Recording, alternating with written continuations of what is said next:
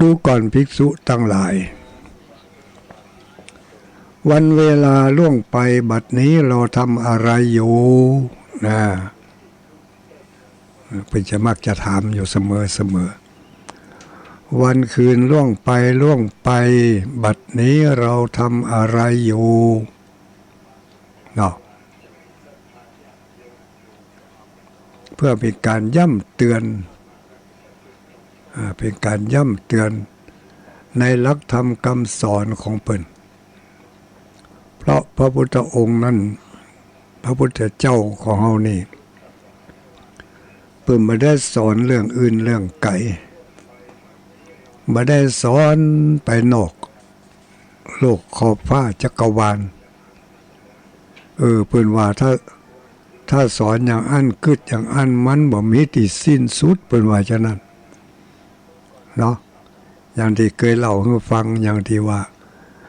เปิ่นฮื้อพระมหาโมคคัลลานะเนี่ยบินเหาะออกไปตั้ง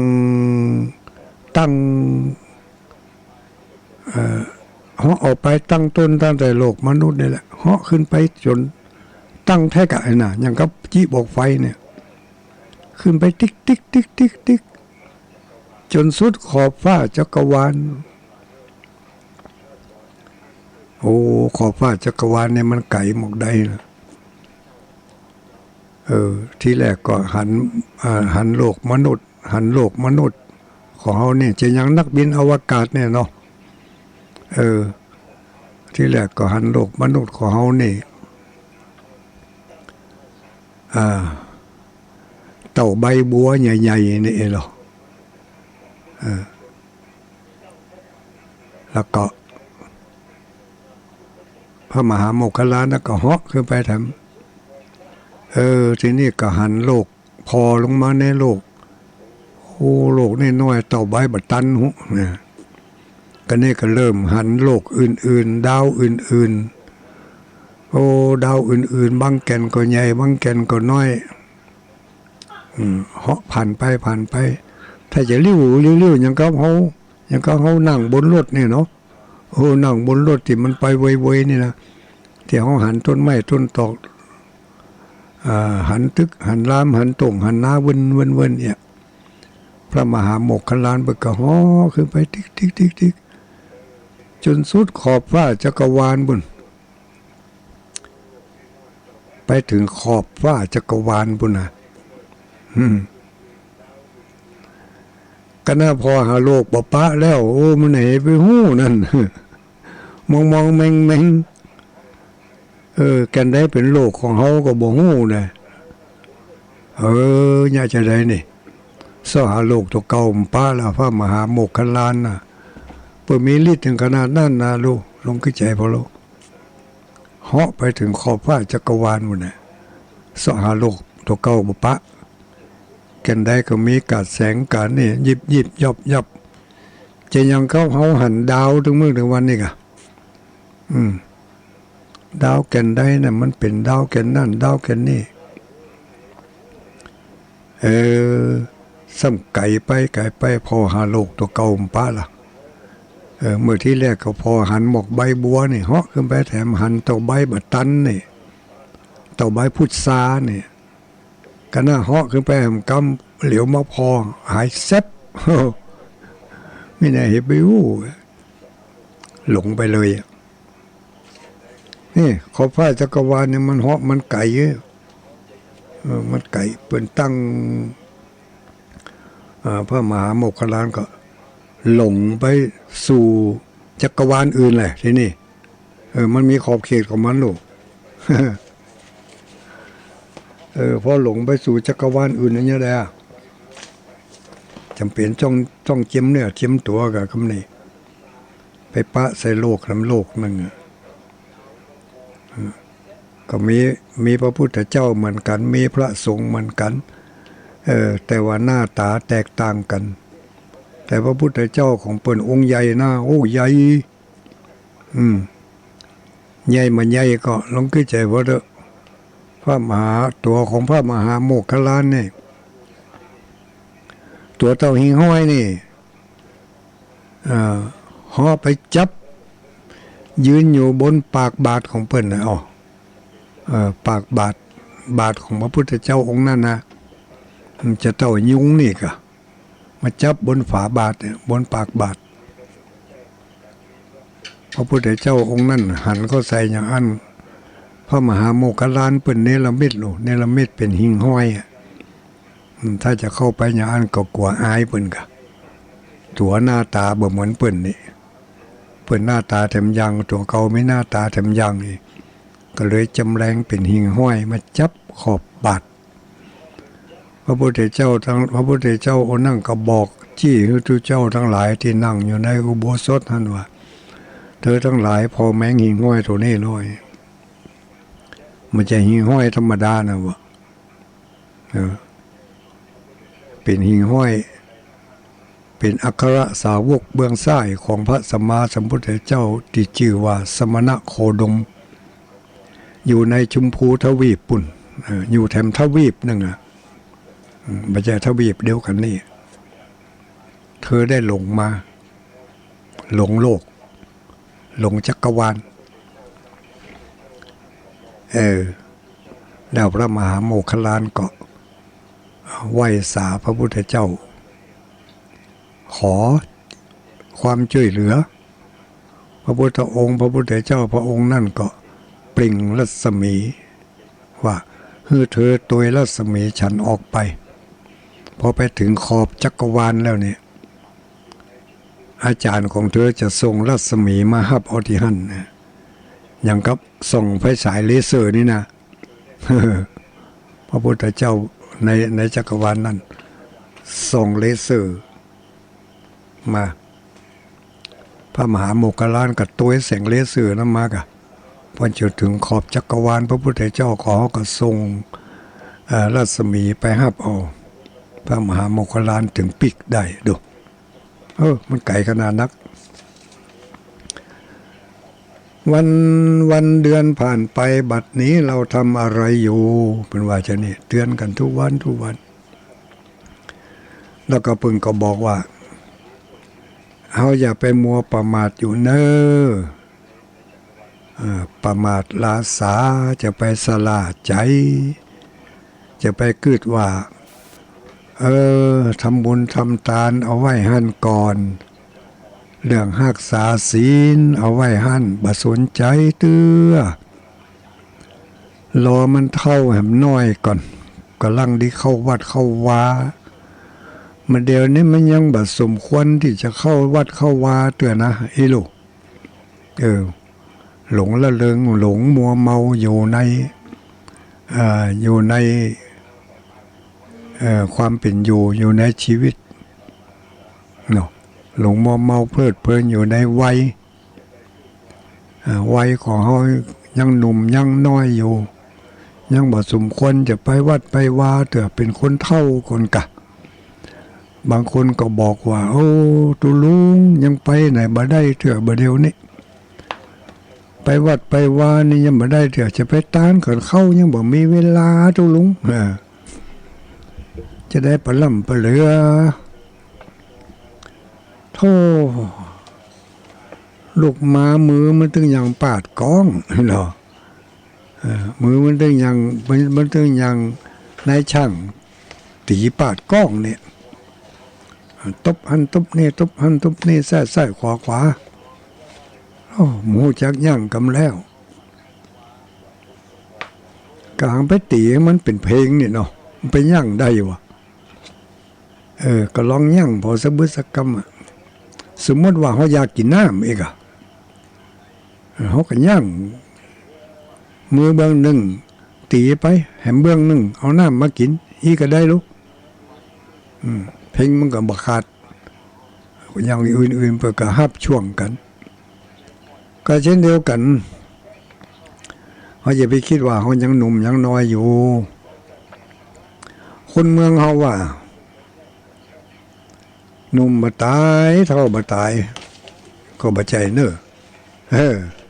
จะไปมัวประมาทอยู่หนุ่มก็ตายเท่าก็ตายบางคนนี่บ่ถึงกับตาย แต่ไปเกิดอุบัติเหตุเพศภัยร้ายเข้ามาต้องนอนสมเนี่ยยังก็บ่ได้แล้วจะไปวัดก็ไปบ่ได้มีไผพาไปใครไปตึกอะไปบ่ได้นั่นน่ะเมื่อยำหนุ่มยำน้อยเมื่อไปได้มาได้มัวประมาทอยู่อันนี้ไม่ได้หมายถึงคนนั่นนะไม่ได้หมายถึงแม่อุ้ยปู่อุ้ยหรือว่าคนที่เพิ่งกำลังนอนติดเตียงอยู่เปรียบเทียบให้ฟังบ่ได้แต่ว่าเมื่อเขาไปได้มาได้เขาอยู่เขาเนี่ยได้ทำได้เขาบ่เนี่ยบ่ทำเขาปล่อยโอกาสปล่อยเวลาให้มันผ่านไปมัวประมาทลาสาเลินเล่อบึดก่อนยามก่อนขอให้งานชิ้นนี้ให้มันสำเร็จก่อนขอให้ลูกได้เรียนจบก่อนจะตั้งหน้าตั้งตาไปวัดเต็มที่อย่างที่เพิ่นจังเคยเปรียบเทียบเนาะเขาเคยได้ยินบางคนจะไปใจพ่อใจแม่ก็มาคิดใจโอ้บ่มีเวลาได้ไปใจพ่อใจแม่บ่มีเวลาได้ไปวัดไปวามัวกะยะการทำงานลูกเจ้ามาก็ทำงานค่ำมาก็ปิกมาก็นอนรับพักผ่อนมีเวลาเลยใครได้สตังค์มาตั้งเนื้อตั้งตัวก็เลยมาได้ไปทำการทำงานมาแล้วได้สตางค์มาดีดักใส่นี่ก็ตั้งเนื้อตั้งตัวได้แล้วบ่จะไปใจพ่อใจแม่จะไปทำบุญทำทานโอ้สตางค์บ่มีแต่เหมาะอันใดก็ดีจุกอันใดก็ดีใจเป็นกะหนี้กะสินกะไฟกะน้ำกะโทรศัพท์กะอินเทอร์เน็ตกะสปะกะรถกะล้างกะหยังโอ้บ่มีเวลาได้ไปใจเน้อคุณพ่อคุณแม่ขออดเอาก่อนเถอะขอให้ลูกได้ปนนีปนศีลตุลุงเย็นๆไว้เน้อสักวันก่อนถ้าผมได้ปนนีปนศีลแล้วผมจะไปแอวหาตุลุง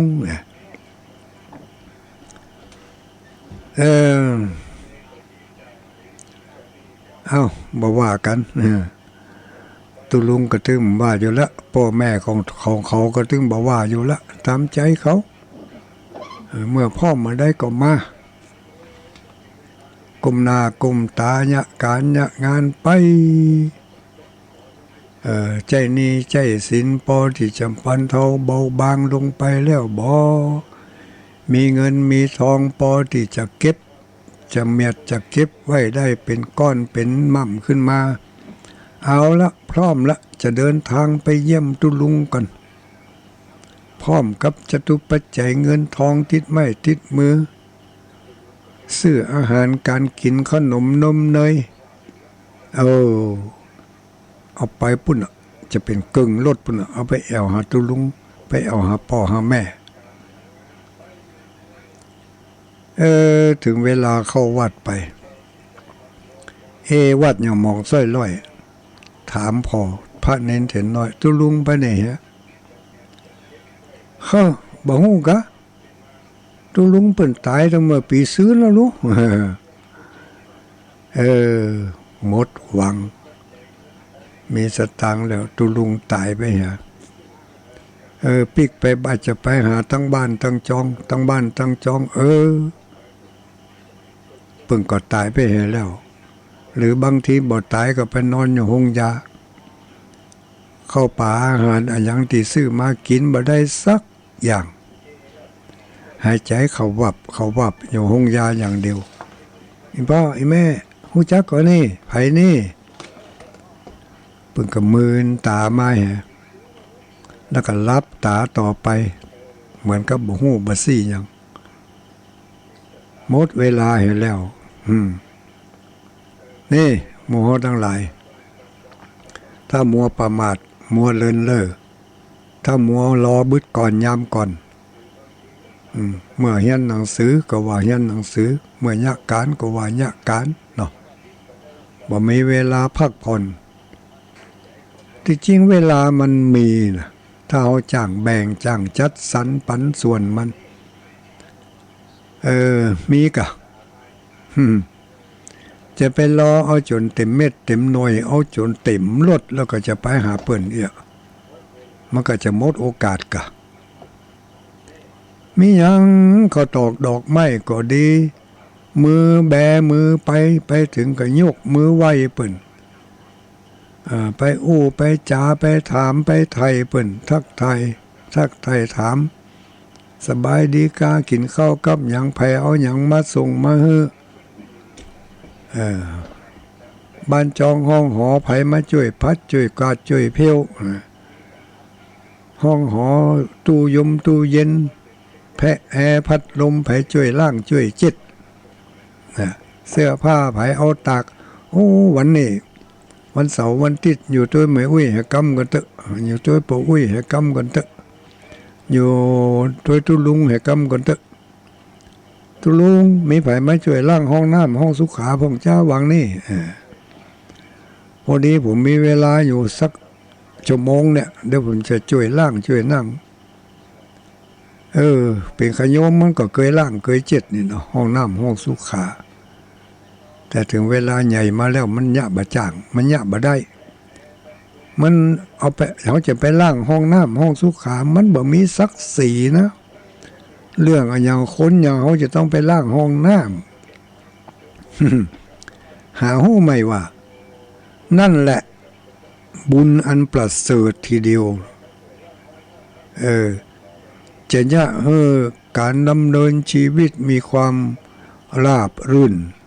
การก้าการขายสะดวกสบาย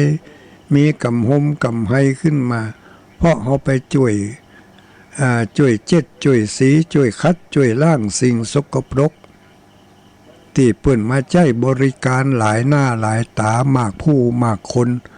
ต้องไปใจบริการในสถานที่นั่นโดยเฉพาะอย่างยิ่งห้องน้ำห้องสุขาเนี่ยถ้าเขาเกิดเรียกว่าเขาเกิดตุกเนาะเกิดเป็นตุกต้องนะมันปั่นขึ้นมาเง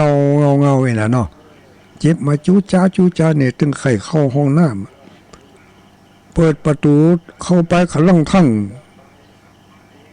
สมมุติว่านะในห้องน้ำนั่นประตูก็เปิดอยากไปอยากบอดเต็กแล้วเต็กแถมขล่มกว่าจะออกไปได้ประตูเปิดแล้วบอปิกว่ายมาปิดประตูห้องน้ำเอาทำละปิดขล่มก็ยังไม่ยากมาฝืดจะใส่ก่อนก็ใส่บ่ได้จำเป็นต้องเอามือข้างหนึ่งตะไว้ตัวจำเป็นจะต้องนั่งในหัวสักโคกละกึดใจใครจะไปนั่งสักโคกเหมาะสักกำจะไปนั่งส้วมสักกำพอส้วมมีกับบลึกเก๋อมีอันยังหูอยู่หันจะมะล่างก็บ่ล่างจิตก็บ่จิตไอ้หมอที่มาเข้าก่อนนั่น ทั้งที่น้ำเพิ่นก็มีก๊อกเพิ่นก็มีน้ำคู่เพิ่นก็มีถังเพิ่นก็มีมันถ่ายได้มันก็หล่นมันถ้าจะฟังเต็มที่เนาะหล่นออกไปบ่ได้เจ็ดบ่ได้ล่างถ้าหากว่าเขาไปหันในสภาพอย่างอันเขาไปเจ็ดไปเขาก็ถ้าเขาไปหันในสภาพอย่างอันน่ะที่เขาสมมาที่เขาใครขี้ใครถ่ายนะมันหายไปเลยนะตายละค่ะปิดหูดังปิดปากปิดตาออกมาเสาะหาแต่ห้องหนึ่งพอได้ห้องที่มันสะอาดถึงจะได้นั่งโล่งสบายประตูเปิดเข้าก็ง่ายเวลาปิดเข้ามาแล้วก่อนก็ใส่ได้คลักแคกก็น่าก็โล่งอกโล่งใจนั่งได้สบายสภาพอย่างนี้ญาติโยมทั้งหลายสภาพสถานที่ใจบริการของคนหมู่มากนี่ถ้าหาว่ามันสกปรกรกเรืองรังนี่นะมันบ่เป็นที่น่าเข้าไปใจบริการ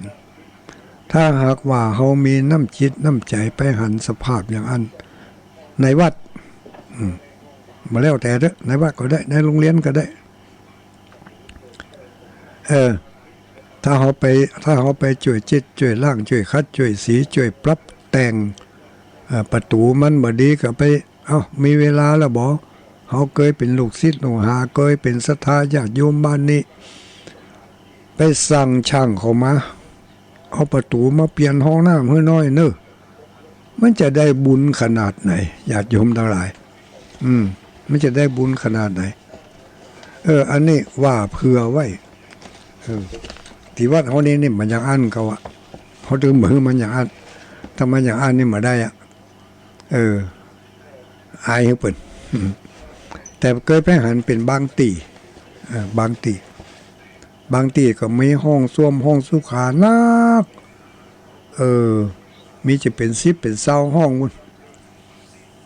บางห้องก็แทบขะแจไว้ฮะแจ้บ่ได้บางห้องเปิดเข้าไปก็ประตูเงียงกังงั่งมีบานพับอันเดียวมีกะตั้งบนตั้งลุ่มบ่มีเปิดเข้าไปห้อยตึงยึง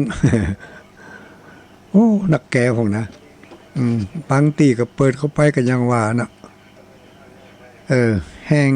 กักดักอยู่หั่นเหลืองดำอย่างเฮ้ก็มีบางตีก็ประตูมีบานพับแต่ถึง2อันถึงหลุมถึงบนแต่ว่าหาวกลางมันหักห้อยแต่ยังปิดก็บ่ได้ไข่โซ่ขนาดนักก็โซ่บ่ได้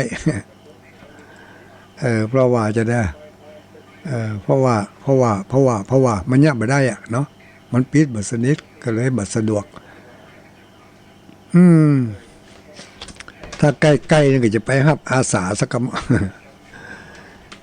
จะขอช่วยแต่มันไกลลำไปบางทีก็ได้บุญนะญาติโยมทั้งหลายนะ1ห้องน้ำห้องสุขา2ห้องรับแขกนี่ห้องรับแขกห้องรับแขกหน้าพระเจ้านี่ไปวัดไปวาก็ไปยื้อไปพอไปก้อยไปเพี้ยวไปพัดจัดแจงดูจะไปจมถ้าจมแล้วบุญหายกึดอยู่ในใจถ้ามีบุญมีวาสนาเมื่อใดก็มาช่วยจัดการบริการให้เปิ่นให้กรรมขออนุญาตเถอะเนอะถ้าบอกขออนุญาตนี่บาปเลยนะทั้งที่มันรู้นะทั้งที่มันรู้เนี่ยเขาสุ่ม4สุ่ม5เขาไปเปลี่ยนคนเดียวมาได้นะบาปนะบาปกันแล้วต้องขออนุญาตเพิ่นมีเรื่องเล่าให้ฟังหนูมีแม่หญิงคนหนึ่งเอาผ้าทุกเจ้าไปซักผ้าไปซักเสียผ้านั่นไหลน้ำหลุดมือไหลน้ำไปซื้อผ้ามาใหม่ให้เพิ่นบ่ได้บอกให้เพิ่นซื้อผ้ามาเปลี่ยนใหม่ให้เพิ่นยังได้บาปอยู่นั่นน่ะรายละเอียดมันอยู่ที่ท่านอาจารย์อาจารย์พระมหาบุญเรืองเนอะพระมหาอย่างลืมชื่อไปแล้วครับท่านพระครูปริยัติที่ไทยวัดที่เป็นออกรายการแมลงเป็นจังเคยเล่าให้ฟังเรื่องแม่หญิงเอาผ้าไปซักนี่ก็ฟังว่าเขาจะไปมัวประมาทลาสาจะไปคิดว่าบ่มีเวลาถ้าเขาจัดสรรเวลาให้มันมีมันตึงมีมันตึงมีนอกเสียจากว่าเขาจะยกข้ออ้างแม่น้ำตั้ง5ในเมื่อใจมันบ่สู้แล้วมันตึงอ้างสปะเนาะอ้างบ่มีเวลาอ้างยะการบ่แล้วอ้างหั่นอ้างนี่มันแล้วแต่ไผจะอ้างข้อสำคัญมันเป็นอย่างนั้นก็เรียกว่าตั้งอยู่ในความประมาทอันนี้ไม่ได้หมายถึงว่าให้ปากันมาเหมาแปลงห้องน้ำไม่ได้หมายถึงอย่างนั้นยกตัวอย่างให้ฟังมาได้ไม่ใช่กาห้องน้ ทุกตีทุกทางเข้ามาในวัดในวาแล้วพอกอยที่อันใดที่มันสกปรกรกรุงรังเนี่ยได้ก็เนี่ยมาได้ก็จะไปจมจะไปว่าเฮ้เปิ้นนะแทนที่จะได้บุญครับได้บาปหันก็บอกเปิ้นดีๆอันนั้นมันบ่ดีอันนี้มันบ่งามมันลุกมันเสียทุลุงถ้ามีเจ้าภาพมีเจ้าศรัทธาบอกให้เปิ้นมาแปลงมาไปมานี่ให้น้อยเนอะอันนี้กับผมขอช่วยสมทบกับผมอยู่กับทุลุงได้เหมือนบ่มีเวลาผมจะขอหอมแห่50 บาทแล้วแต่ทุลุงจะไปเสาะที่อื่นที่ไกลมาเพิ่มมาเติมเด้อ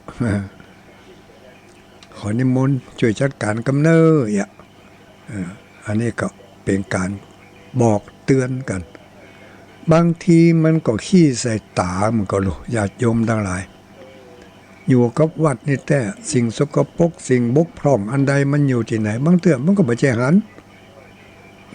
บางเตื้อก็หันแต่ไม่เวลาได้เนี่ยได้ทำแต่บางเตื้อก็บ่หันเห็นเลยมันกว้างสถานที่บริเวณมันกว้างการดูแลเอาใจใส่บางเตื้อก็อย่างว่าแล้วก็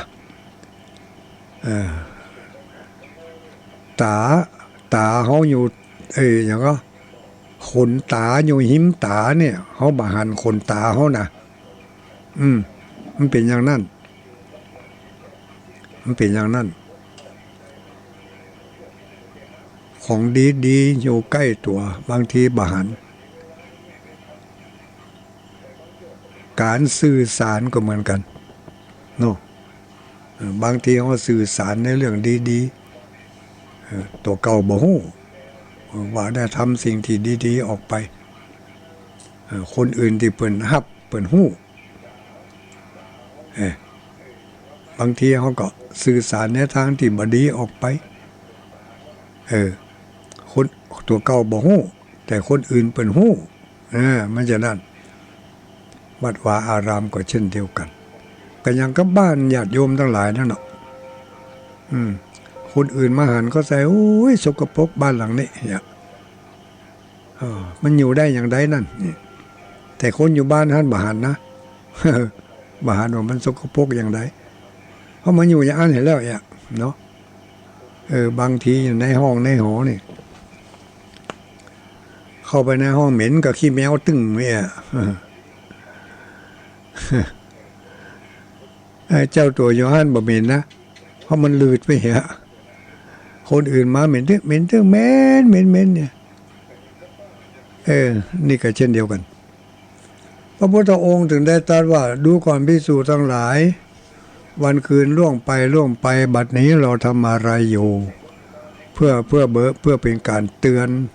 ให้เขาได้สำนึกว่ากุศลใดที่ยังไม่เกิด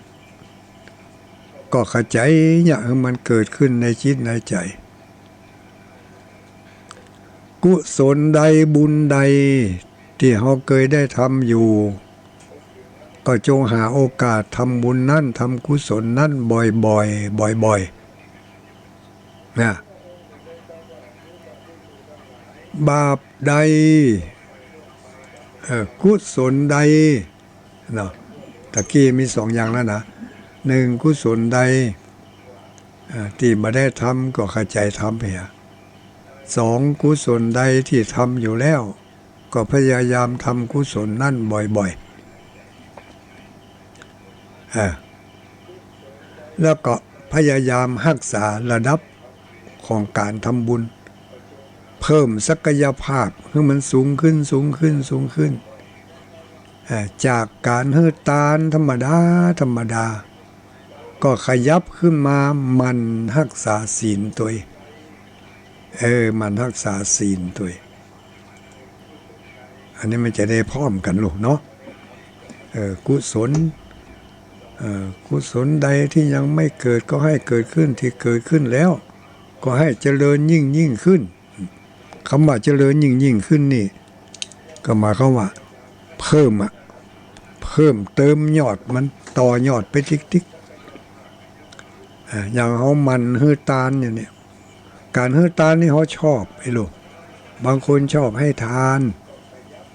การให้ทานนี่เขาจะให้ทานแก่สัตว์ก็ได้ให้ทานแก่คนก็ได้จะให้ทานแก่สาธารณะก็ได้สาธารณะสถานที่แต่การรักษาศีลนี่ก็เขาจะไปรักษาเพื่อคนอื่นมาได้แหละอันนี้เป็นของเฮาโดยเฉพาะเลยต้องทำที่เฮาเนี่ยต้องทำที่เฮาเนี่ยพระพุทธองค์บอกว่าอย่าประมาทบุญใดกุศลใดที่ยังบ่ทำก็ให้เข้าใจทำจะไปมัวกะให้ตานอย่างเดียวต้องเพิ่มขีดความสามารถขึ้นมาด้วยการรักษาศีลการรักษาศีลนี่ถ้าง่ายๆก็คือรักษาควบคุมกายวาจาพยายามฝึกหัดควบคุมกายก็คือควบคุมมือควบคุมเท้าควบคุมหูควบคุมตาควบคุมจมูกควบคุมลิ้นควบคุมกายก็คือเนื้อหนังมังสังเนี่ยเนาะเป็นว่าศีลสังวรนะคือการสำรวมในอินทรีย์ทั้งห้าเนี่ยก็เป็นศีลศีลสังวรสำรวมในศีลในอินทรีย์ทั้งห้าไฟดับกันนี่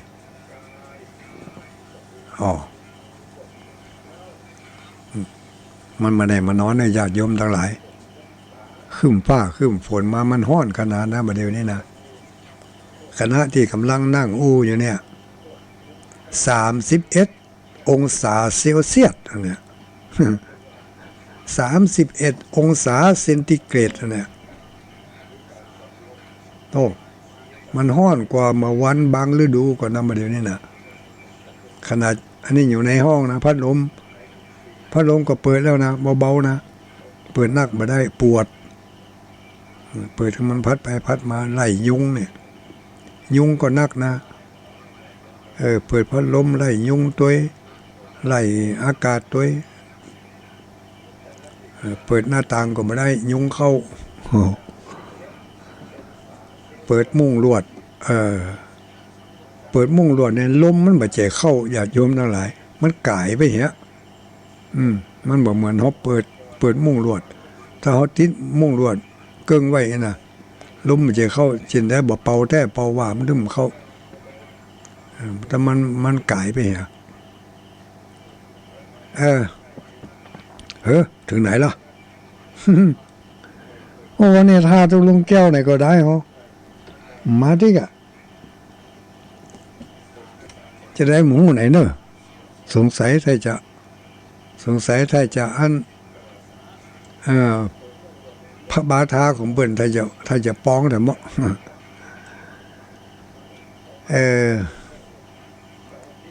ก็ย่ำเตือนกันเนาะสเพละสปะสเปดก็มาบอกกันว่าเอามาเตือนกันในข้อธรรมที่พระพุทธองค์ได้เตือนภิกษุทั้งหลายก็คือเตือนพุทธบริษัททั้งหลายนี่แหละว่าท่านทั้งหลายวันคืนล่วงไปบัดนี้เราทำอะไรอยู่ก็จงทำกุศลให้ถึงพร้อมสัจจิตะปริโยทัปปนังทำจิตของตนให้หมดจดสดใสเนาะสร้างความดีสร้างบุญสร้างกุศล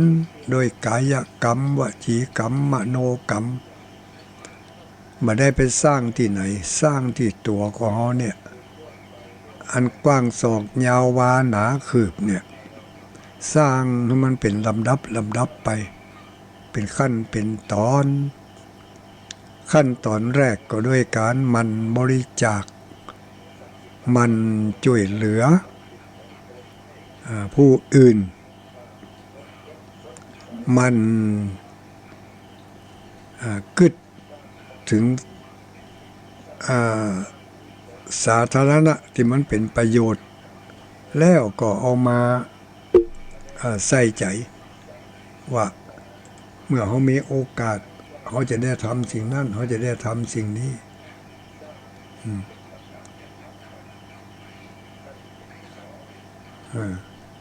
อยากฟังแม่ยิงสักผ้าว่ะเฮ้ย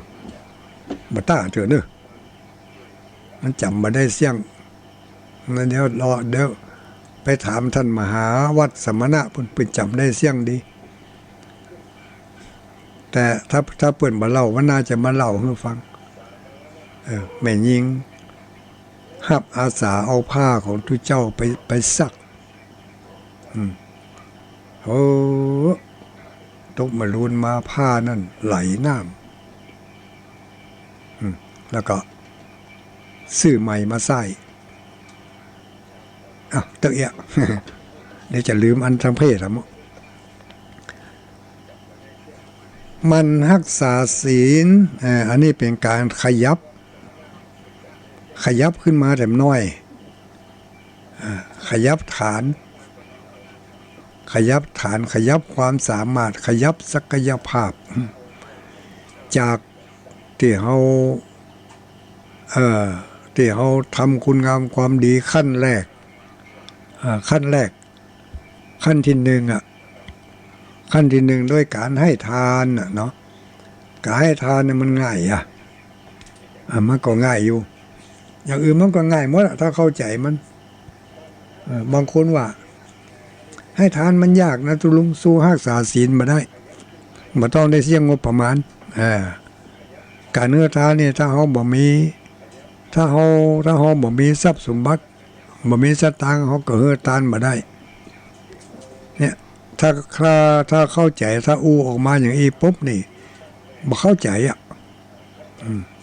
กล้าฟังตัวเองก็ฮู้แล้วแสดงว่าบ่เข้าใจเรื่องทาน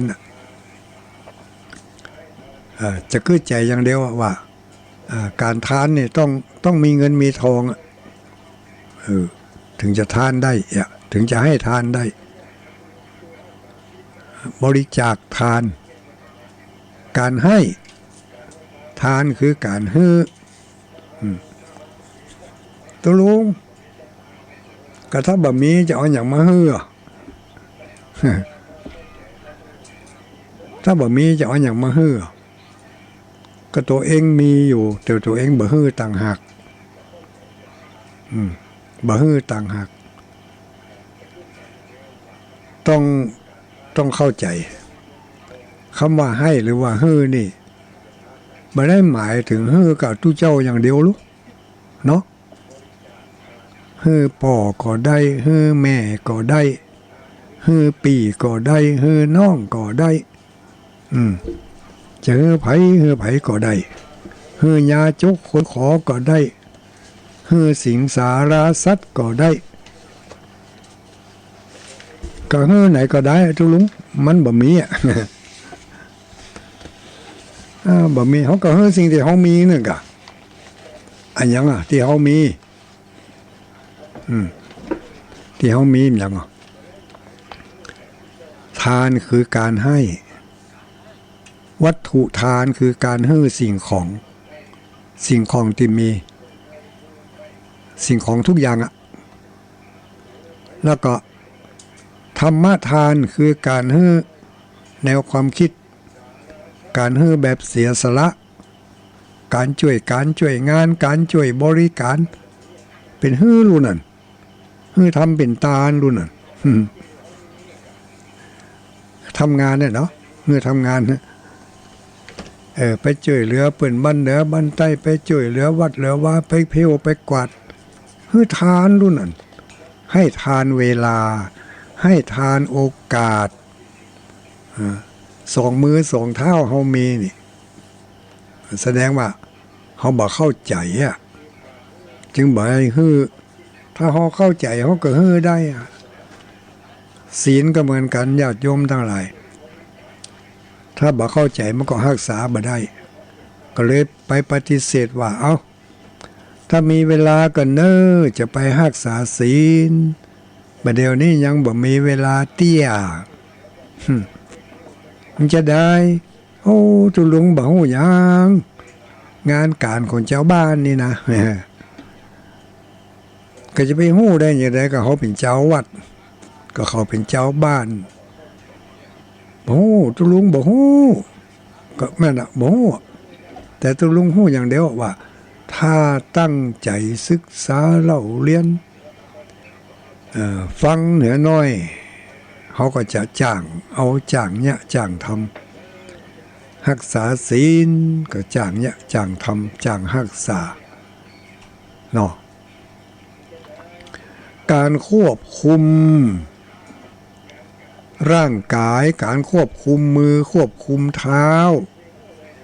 ควบคุมปากให้มันอยู่กับร่องกับรอยอดไว้ข่มไว้เบื่อมันเป็นเนี่ยในทางที่บดีสมมุติว่าสมมุติว่าไก่ขึ้นเฮือนแมวไผ่บ่ฮู้หล่นมาหมาไผ่บ่ฮู้เข้าบ้านสดอันสดนี่เดี๋ยวก็คบกันง่างๆงิ่งๆถ้าเขาบ่รักษากายกรรมให้ดีเขาก็บ่ไล่บุบไล่ตีมันถ้าบ่รักษาปากให้ดีเขาก็ด่ามันแต่ถ้าเขารักษาดีเขาถ้ามันเหตุการณ์อย่างนั้นเกิดขึ้นจะมีไผมาด่ามาว่ามาเถียงมาจะได้เขาห้ามใจของเขาไว้ว่าเขาบอกว่าคือมันเขาบอกโต้ตอบมันนะมันเหมือนกับพ่นน้ำใส่เขาก็บอกพ่นน้ำใส่มันนะเขาก็บอกฮับเขาก็หนีหนีที่ใจนี่บ่ยอมฮับกำแจ่งกำด่าของเขาบ่ยอมฮับกิริยาอาการที่เขาแสดงดูหมิ่นดูแคลนเขาทำอย่างนี้ได้เขาอดไว้เขาบ่โต้ตอบการอดไว้การบ่โต้ตอบเขาก็เรียกว่าเขามีศีลนะเพราะเขาข่มไว้ศีลในคำว่าคือการข่มอดไว้อย่างเขาอย่างมีญาติโยมเห็นประเภทหนึ่งเนาะประเภทที่ลุกไปไหนบ่สะดวกบ่สบายจะถึงมื้อถึงวันนี้ได้ก็นอนกับนอนก็นั่งกับนั่งนี่นะจะกินจะดื่มอันยังก็ให้เขาเอาให้เขาแบ่งปัน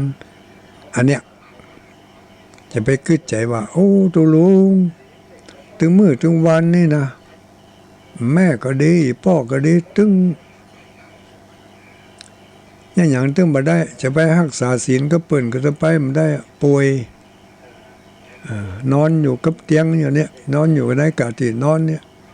แม่จะกินข้าวกินน้ำก็เขาเอาให้กินนี่จะไปรักษาศีลให้ตานนี่บ่ได้แล้วปอดไปนั่งภาวนาสัมภาษณ์เนี่ยถึงบ่ได้เข้าใจกันแห่น้อยเนาะป้าอุ้ยแม่อุ้ยรักษาศีลยังเขาจะอยู่ในสภาพนี้เขารักษาศีลก็ได้เขาก็จะมีศีลเต็มตีเนี่ยอย่างใดเวลามันคือใจจะคือใจจะด่าคือใจจะว่าคือใจจะแซมเขาก็อดไว้วันนี้กูรักษาศีลกำกันเถอะบ่แซมบ่จมมันอดเอามันเนี่ยยังบ่ถูกอกบ่ถูกใจก็อดเอาก็มันก็เขาได้กินก็หังถึงดีแล้วก็ได้นุ่งได้ย่องถึงมื้อถึงวันนี่ก็ดีแล้วก็เขามาช่วยปีนช่วยฟื้นให้นี่ก็ดีแล้วอย่างเนี้ยก็เรียกว่าเขารักษาศีลของเขารักษาศีลของเขามันอยู่ที่เขาเข้าใจญาติโยมทั้งหลาย ถ้าเขาเข้าใจเขาก็รักษาได้ถูกถ้าเขาบ่เข้าใจเขาก็บ่รักษาได้บ่ถูก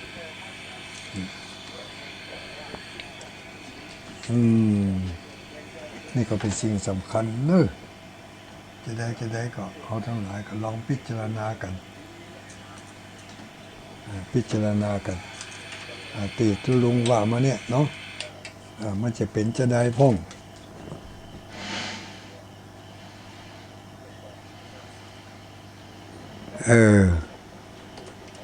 ตีคุกคักนี่นะเจยะเดี๋ยวนี้สัญญาณวิทยุ103.50มีปัญหาคงจะอุบิเหตุอย่างสักอย่างหนึ่งไปฟังที่ไปฟังที่94เนี่ย94.50 103นี่ดับไปหมุนไปเลย94มาทางซ้ายมือ94สัญญาณออกอยู่ได้ละไม่เป็นไรมันระยะนี้นะญาติโยมทั้งหลายฟ้าฝนไม่อำนวยเนาะฟ้าฝนไม่อำนวยก็คือฟ้านี่ก็คือมันบางทีมันฟ้าผ่าฟ้าแมบนะขลึ่งขลั่งนี่อันตรายอย่างกับขึ้นสถานีของคุณโยมดารุณีเนี่ยปีแล้วกับปีซื้นโดนฟ้าผ่าไปกำหนึ่งเสียหายไปหลายบาทนะเท่าเสียงไปจัดหนักแล้วก็สถานีแถมยังสถานีทั้งเมืองฝางนี่แล้วก็สถานีทุกสถานีมันเจอปัญหาอย่างนี้ทั้งนั้นของ94.5นี่ก็เหมือนกันก็เคยเจอปัญหามาแล้วเพราะมันเป็นศัตรูกันลูกระวังฟ้าแมบฟ้าผ่ากับเครื่องอิเล็กทรอนิกส์นี่ถ้าบ่ระมัดระวังมันก็เจอแต่ต้องระมัดระวังการระมัดระวังก็คือการมีศีล การควบคุมเนาะควบคุมระมัดระวังมันเอาไปใจเดี๋ยวสปะสเปดญาติโยมทั้งหลายระมัดระวังกายวาจาไม่ให้มันเดินไปในทางที่ไม่ดีเดินไปในทางที่ไม่ถูกต้องไม่ให้มันไปยุบไปกำสิ่งบดีไปยุบไปกำสิ่งที่ไม่ถูกต้องอะไรสิ่งไม่ดีไปยุบไปกำสิ่งบดีสิ่งบดีนะทีนี้ก็หมายถึงของเปิ้นเนี่ยเนาะไปลักเอาเนี่ยไปยุบของเปิ้นอันนั้นก็ถ้าเฮาเว้นได้ก็เรียกว่าเฮามีศีลเว้นเนี่ยเว้นวาจาที่มันอู้ไปแล้วมันยังเอาความเสียหายเกิดขึ้นทั้งตัวเองและคนอื่นเว้นอย่างนี้ได้ก็มีศีลโอ้ยแม่โอ้ยเฮาทั้งหลายที่เฮานอนอยู่กับเตียงนี่ก็สบายอกสบายใจได้เลยเนอะเฮาตั้งใจเลยข้าพเจ้าเกิดมาในภพนี้ชาตินี้วิบากกรรมใดๆที่ทำให้เราได้รับผลเป็นอย่างนี้เรารู้แล้วเจ้ากรรมนายเวรท่านมารับเอาผลของท่านไปเถอะแต่ชีวิตและร่างกายของข้าพเจ้าที่เหลืออยู่นี้จะเมินก็ตามบ่เมินก็ตามข้าพเจ้าจะขออุทิศชีวิตนี้เพื่อพระพุทธศาสนาจะขอสมาทานรักษาศีลเว้นจากการพูดในสิ่งที่จะทำให้คนอื่นเจ็บช้ำน้ำใจพูดเว้นจากการพูดที่จะทำให้ผู้อื่นได้รับความทุกข์ก็มีศีลแล้วจงดีใจเอาไว้ถ้าได้ทำได้ก็เรียกว่าใจนั่นมีศีลร่างกายนั้นมันต้องห่วงมันถึงไปอย่างไม่ได้อยู่แล้วนอกจากเจ้าว่าแสดงออกตั้งตาตั้งปากหนอตั้งหูตั้งนี่ที่มัน ควบคุมบ่อยู่น่ะมันจะเป็นบาปเป็นกรรมงดโอกาสที่จะมีศีลได้ก็ตั้งอกตั้งใจน้อมรำลึกนึกถึงธรรมของพระพุทธเจ้าที่ว่าภิกษุทั้งหลายพวกเราทั้งหลายทำอะไรอยู่วันคืนล่วงไปเนี่ยบาปกุศลใดที่เกิดขึ้นแล้วที่ไม่ได้ละเราละหรือยังที่ยังไม่เกิดเราควบคุมไม่ให้มันเกิดได้หรือยังอันเนี้ยเขาก็นึกถึงคำสอนของพระพุทธเจ้าพยายามสร้างบุญสร้างกุศลด้วยกายด้วยวาจาขั้นแรกก็ด้วยการให้ทานขั้นที่สองด้วยการสมาทานด้วยการตั้งใจงดเว้นจากสิ่งชั่วร้ายทั้งหลายขั้นที่สามก็คือมันฝึกฝนเจริญเมตตาภาวนาการเจริญเมตตาภาวนาถ้าบ่ได้หยังเหลือแหงก็เอาหันพุทโธเศธโธติโลกัสสมิงสปะสัตตานังปิคาถาไปตัวลูกโอ้ท่องไปตัวภาวนาไปตัวถ้าจะให้มันได้นักกว่านั้นแถมน้อยก็เอาลาตั้ง7 จั่นลา7 จั่นเท่ากับกำแพง7 จั่น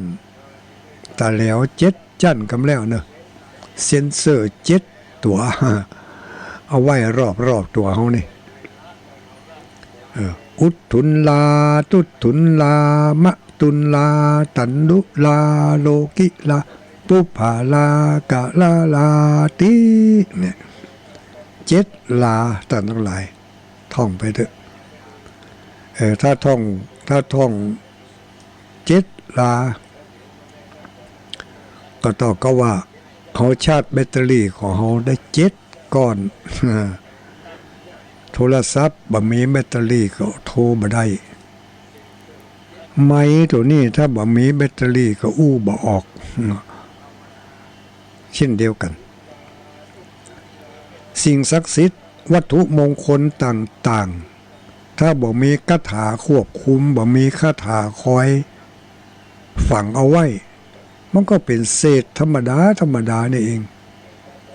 เศษเป็นอย่างเศษเป็นอย่างธรรมดาถ้าเป็นไม้ก็เศษไม้ถ้าเป็นดินก็เศษดินถ้าเป็นเหล็กก็เศษเหล็กถ้าเป็นตองก็เศษตองมันไม่ใช่สำคัญอยู่ที่วัตถุเหล่านั้นสำคัญอยู่ที่คาถาต้องเอาคาถาไปปุ๊กไปฝังไว้นะที่เป็นฝังธนูนะครับฝังหุ่นยนต์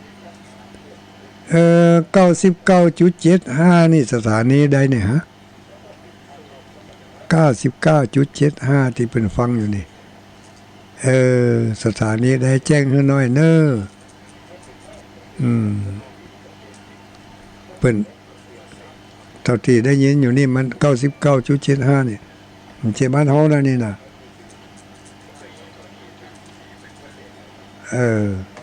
เอาตั้งละปูนก็ฟังอยู่ตั้งพะเยาก็ฟังอยู่มาเดี๋ยวนี้9 โมงปลายน้อยเดี๋ยวก่อนเนอะผมตาเถอะ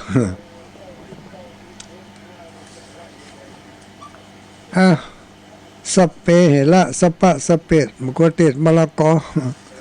มีถึงหมอถึงแพทย์มีถึงศีลถึงธรรมมีถึงโควิดโความเนาะเอามามาว่ากันมาถึงโควิดแล้วนี่ตุลุงขึ้นได้อย่างเดียวโควิดนี่มีกับส่วนดีหรอดีบางคนนี่เอียงไปทางด้านเศรษฐกิจตุลุงอ่ะได้ก็ดีมันก็ดีก็กินก็เปิ้นก็ดีก็กินก็เปิ้นโควิด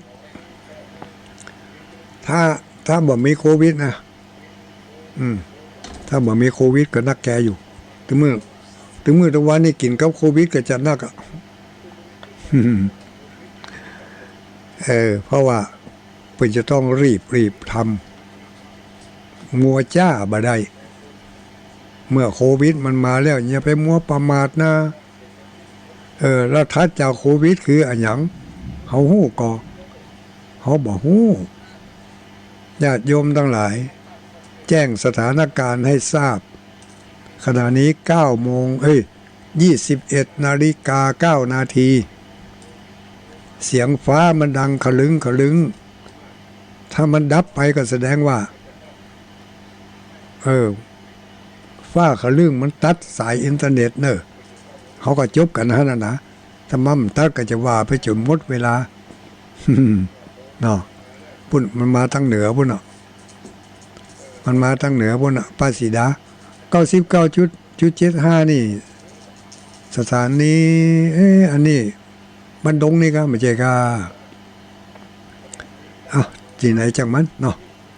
เปิดให้ฟังกันแล้วฮะนะฟ้าขลึงวันนี้วันที่11วันที่11วันจันทร์ที่11เดือน8แรม5ค่ำมีญาติโยมถามมาว่าวันปีนี้วันที่19พฤษภานี่จำได้นะว่าเป็นวันคล้ายวันเกิดของตุลุงปีแล้วเป็นจัดทำบุญปีนี้จะทำก็ได้บอกให้ญาติโยมทำเหมือนกันนะแต่ว่าปีนี้จะทำน้อยทำภายในครอบครัวบ่ทำนักทำหลายเนอะทำเป็นภายในครอบครัวเฉพาะภายในครอบครัวเขาในอำเภอเมียกับเป้านี่กับป้อกันเนาะ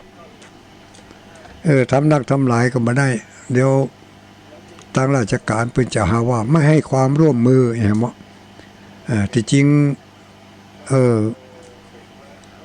ถ้าไผจะมาก็มาได้นะแต่บ่ต้องเอาอย่างมานั่งหน้าป้าเนอะเอาผ้าปิดหูดังมาตัวเหียเอาผ้าปิดหูดังมาตัวมาร่วมยกมือ10 นิ้วไหว้สาฟังทุเจ้าเปิ้นสวดเปิ้นเทศในวันที่19เข้าป่าอาหารไม่ต้องเอามานะปีนี้ของดเว้นงดยั้งโรงทานเนี่ยกรรมก่อนโรงทานไม่ต้องเนอะตุลุงจะเลี้ยงเองข้าวผัดน้ำปูศรัทธาญาติโยมต่างบ้านต่างจองไปยากมายากไม่ต้องมาเนอะอำนวยอวยพรกันต่างออนไลน์ก็แล้วกันต่างออนไลน์เอาเนอะต่างนี่ก็จะท่าครับต่างออนไลน์เนาะวันที่19เป็นวันคล้ายวันเกิดต่อไปจะทำทุกปีจนกว่าชีวีจะหาไม่นะญาติลูกศิษย์ลูกหาเขาจะทำกันทุกปีเขาจะขออนุญาตแต่คืนก่อนนั้นมาประชุมกันจะขอทำอนุญาตทำทุกปีตามใจสู่เขาปีนี้ก็เบาๆกันหน่อยจะไปยะนักเขาเลือกอึกหนามันบ่ดีมันจะไปยะอย่างจะไปสวนกระแสเนาะฮือโตยกระแสเหมือนกับไม่อ้อลู่ลมถ้าเป็นไม้แข็งมันกระด้างมันจะหักถ้าเฮาลู่โดยลมมันบ่หักท่านพระสงฆ์องค์จังกะเจ้าที่อยู่ต่างอำเภอต่างจังหวัดก็ปีนี้ก็ยกเลิกให้กรรมก่อนนะครับเนอะต่างตำบลก็เช่นเดียวกันก็จะได้ก็ยกเลิกไปให้กรรมยกย้ายค่ายไปปีต่อไปแต่ก็บ่ได้ห้ามว่าไม่ต้องมาบ่ได้ห้ามนะพิจารณาพอถ้ามามันลำบากก็อย่าไปมามันตลอดถึงศรัทธาญาติโยมก็เช่นเดียวกันโดยเฉพาะคนต่างจังหวัดนะ มาแล้วจะต้องโดนจี้หน้าผากนะถ้าเกิดว่าเป็นเข้ามานี่นะตั้งวัดก็มีเหมือนกันนะตั้งวัดก็จะมีหน่วยคัดกรองตั้งอสมตั้งโรงพยาบาลจะมาตั้งหน่วยคัดกรองติดในวัดนี้ จะมีมีเจลล้างมือมีอ่างล้างมือมีแมทไว้บริการมีการตรวจเช็ควัดส่องงีบ ถ้าหู้ตัวว่าเป็นไข้ขึ้นมาได้ยุ่งเนอะยุ่งนะยุ่งอย่างไรพอวัดปุ๊บมีไข้ปั๊บนี่จะส่งไปโรงพยาบาลเนี่ยไปกักตัว14 วันนั่นเพราะฉะนั้นหู้ตัวเอาไว้เนอะจะไปมาถ้าแข็งแรงปึงปังแล้วก็มาแอวหากันก็ได้อยู่เข้าป่าอาหารเข้าน้ำอาหารไม่ต้องเดี๋ยวจะเลี้ยงเองจะเลี้ยงข้าวพัดน้ำปูข้าวพัดน้ำปูพ่องก๋วยเตี๋ยวทุเรียนพ่องเนาะเดี๋ยวมันจะได้เรื่องก๋วยเตี๋ยวมันกินดีเป็นว่ากินห้อนไอ้ลูกกินห้อนก็กินก๋วยเตี๋ยวอะกะตักใส่ถ้วยเอาแกงห้อนลาดเข้าไปติ้วได้ก็ไปกินที่ไปที่มันปุ่นแต่หมูปื้นก็ไม่ก็ตอกโต๊ะตังมานั่งอยู่กันห่างๆในวิหารก็จัดตีไว้แบบห่างๆจัดตีไว้แบบห่างๆถ้าเปิดมาถ้ามันนักก็จัดในเต้น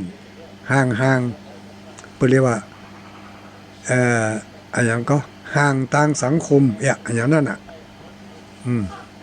จัดระบบห่างทางสังคมให้กำก่อนตุลุงแก้วปลาฝนมาตัวยังเว้ยจะเตะทำจบไปหู้นั่นกำลังมาเดียวนี่9:15แล้วตุลุงคืนนี้คงจะยกเลิกเล่าให้ฟังให้กระเพาะเนี่ย9:15มันเหลือเวลา45 นาทีตุลุงแก้วเตะทำในปุ่นแม่ชั่วโมงเหลือเวลาเกินชั่วโมงนี่จะขออนุญาตนี่กำเนี่ยผู้ร่วมบริจาคกาน้ำกาไฟมาเนาะกาน้ำกาไฟจะไปลืมนะญาติโยมทั้งหลายการสร้างบุญในวันที่14นี่นะวันที่14เนี่ยเป็นวันที่14เดือน8แฮม8ค่ำเนี่ยที่วัดม่อนจมพอจะมีการทำพิธีขอฝนอันนี้เป็นประเพณีทำทุกปีเดือน8แฮม8ค่ำพิธีขอฝนแล้วก็วันเดือน8แฮม8ค่ำเป็นวันสำคัญทางพระพุทธศาสนาเป็นเรียกว่าวันอัฐมีบูชาคือวันที่องค์สมวันที่คณะพุทธบริษัทได้ทำการถวายพระเพลิงแด่องค์สมเด็จพระสัมมาสัมพุทธเจ้าในวันเดือน8แฮม8ค่ำถ้าอาจารย์บรรยงเปิดก็ได้เชิญชวนหมู่เฮาทั้งหลายได้อย่างก็5 ข้อนั่นแหละได้ปฏิบัติตัว5 อย่างเป็นต้นว่านุ่งขาวห่มขาวสมาทานอุโบสถศีลสมาทานอัฏฐศีลแล้วก็อย่างนั้นจำไม่ได้ละรายนามผู้บริจาคมีแม่วิน้อยยอดบุญนี่ก็บริจาคมาร่วมสมทบกาน้ำกาไฟทุลุงดอยถัดมาก็มีกาน้ำกาไฟทุลุงดอยในไผไปหู้นี่บ่มีชื่อวันนั้นอันนี้บริจาคกากันเทศทุลุงแก้วมาแล้วหรือมาเดี๋ยวนี้ถัดมาหมายมีคุณโยมคุณแม่วรรณาสิงแก้วแล้วก็มีอันนี้ถวายทุลุงดอยกาน้ำกาไฟคุณแม่จันกันทิยะนี่บ้านหนองยาววันนั้นก็ฝากไปร่วมสมทบที่อำเภอฝางตัวอำเภอฝางดักปิ้งได้ฮับบ่ได้ฮับไปหู้เนี่ยเนาะบ่หันตอบไลน์มาเลยได้รับของหรือยัง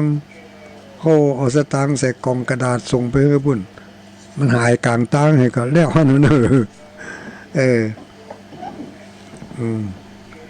หลายบาทอยู่นะหลายบาทเพราะว่าคนไหนอย่างน้อยก็100 200 10 บาท20 บาทก็มียิ่งเขา มันหลายกองหลายซองส่งไปทำพระครูถวายทำพระครูไปแล้วเนอะเปิ่นคงจะยุ่งกับอย่างหลายอันหลายอย่างบานต่อมาทำเดียวคุณแม่กันทนีใสยะบำรุงค่าน้ำค่าไฟวัดม่อนจอมพอจำนวนหนึ่งเท่าใดเขาบอกว่ากันหมายมีคุณแม่น้อยดวงดีคณะวงบ้านหัวเวียง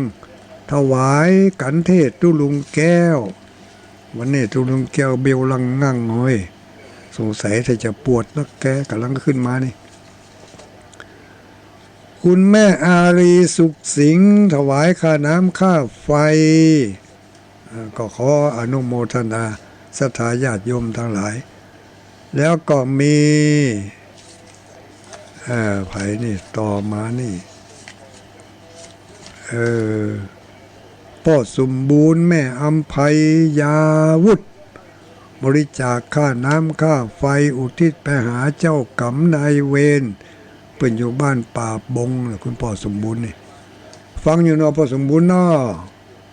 อ่านขึ้นแล้วเนอะทัดมาหมายมีคุณแม่ครูบัวเร็ววิธรรมาทำบุญสถานีวิทยุพระธาตุจอมพออำเภอเวียงป่าเป้าจังหวัดเชียงรายอันนี้อย่างสองอันนี่สถานีวิทยุอันนี้กันเทศนี่ตุลุงนี่กันเทศนะร่วมทำบุญกันเทศสถานีพระธาตุจอมพออำเภอเวียงป่าเป้าถึงมดถึงหมู่ถึงมวลเนี่ยก็เป็นรายนามผู้บริจาคได้ร่วมสมทบค่าน้ำค่าไฟค่าอินเทอร์เน็ตที่วัดพระธาตุจอมพอนี่ก็ขออนุโมทนากับศรัทธาญาติโยมทั้งหลายวันนี้ตุลุงแก้วบ่ได้เทศน์ทำกับเล่าอู้ให้เพิ่นฟังอยู่ในตุลุงเด้อสรุปจะเทศก็ได้ตั้งไหนตั้งนั้นนะเอาจะเอาอย่างไรวันนี้ยกหูโทรศัพท์ออกเหรอฟังเทศอย่างเดียวฟังเทศอย่างเดียวเนี่ยถ้าตันก็ตันถ้าบัดตันก็ตึกไหนตึกหันสถานีปีก่อนก็เลี้ยวไปนะมาจ้าลูกนิมนต์ลุงก็ขอสุมาอภัยเนอะกับญาติโยมวันนี้ขึ้นมามันกวนพอนาฬิกาพิษแล้วก็จำวันพิษด้วยนึกว่าเป็นวันติดอยู่โอ้สมองไปละเท่าแก่แล้วเนาะฟังเทศเลยเดี๋ยวเวลามันจะน้อยเนาะไม่ต้องสรุปละผูกที่แล้วมันก็มาถึงตอนที่โชติละเศรษฐีได้ตกลงแลกกะแลเนาะซึ่งกะแลนี่ก็ออกยอดแต่กะแลของเศรษฐีแห่งคนหนึ่งนี่มันเป็นกะแลทองคำตกลงแลกกันก็จะเป็นชั้นใดต่อไปก็ฟังได้นะบัดนี้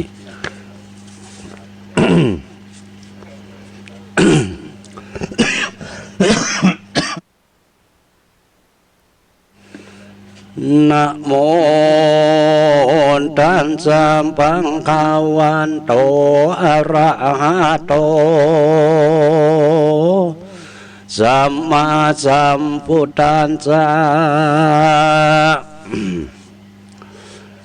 ตังโคโชติโลภลิญาญาลัตถิงนามันตยาวาติสันตาโวดุราสัมปุริสันตั้งหลายทั้งยิ่งใจมวลหมู่อันนั่งอยู่ฟังธรรมจุ้งดาจำติดต่อตามบาทขอบาลีส่วนโชติลาเศรษฐีหนุ่มเนาฟังเศรษฐีเท่าจันไหลเตียวมาไข่ก้าวแสงถามเลข8แรงเฮือนตนก็เมาวนไข่ใดกาและไม่คำแดงอันอยู่เปิงแปงก้ามากจริงออกจากเขหาแล้วไก่กาไปสู่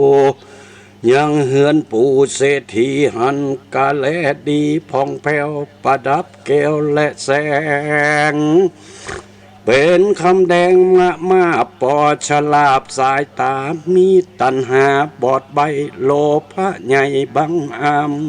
ำก็ไข่กรรมตานเล่าจึงปู่เท่าเศรษฐีว่ากรรมใดมีแต่เก้าทันไปเล่าไข่ปานว่าจักแลกกันบ่แทงยังแปดแรงกาแลกกันบ่แพ้หลีกเว้นโตยตามเส้นกองธรรมข้าจักนำมาสู่ยังเฮือนปู่เลี้ยวปันเอาแลกกันเจ้าตามคำเก่าสัญญาคนใดนาหยาบจ้าลบหลีกนาเสียสินเสือกินเสือดอยได้ตำก้อยมองขี่สองเศรษฐีหนุ่มเท้า